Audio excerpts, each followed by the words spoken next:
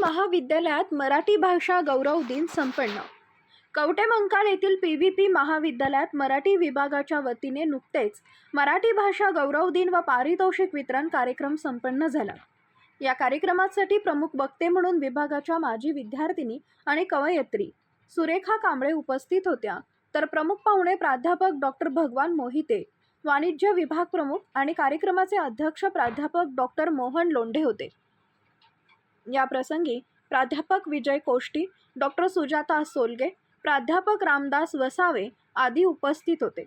कवयित्री कांबळे यांनी मराठी भाषेची थोरवी या विषयावर दिलेल्या व्याख्यानामध्ये त्यांनी कुसुमाग्रज यांच्या कवितेवर, त्यांच्या साहित्यावर माहिती दिली। तसेच या प्रसंगी त्यांनी उपस्थित विद्यार्थ्यांना मराठी भाषेचे महत्त्व सांगून मराठी विषयात शिक्षण घेणाऱ्या विद्यार्थ्यांसाठी असलेल्या विविध रोजगारांच्या संधींविषयी उपयुक्त मार्गदर्शन केले। कार्यक्रमाचे सूत्रसंचालन प्राध्यापक अर्जुन राठोड यांनी, तर स्वागत आणि प्रास्ताविक डॉक्टर सरस्वती अंदेलवार यांनी केले।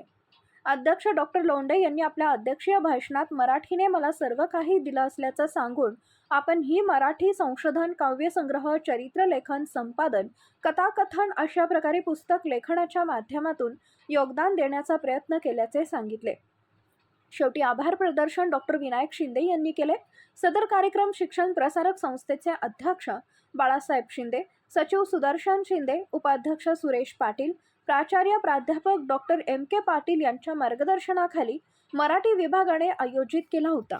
कार्यक्रमासाठी महाविद्यालयातील सर्व प्राध्यापकांनी उपस्थिती नोंदवली। नवीन घडामोडींसाठी युवा पर्व न्यूजला सबस्क्राईब करा आणि बेल आयकॉन क्लिक करा। संपादक हसन तांबोळी 84 59 60 50 47, उपसंपादक प्रतिभा रणजित नलवडे, कार्यकारी संपादक त्रिवेणी माने।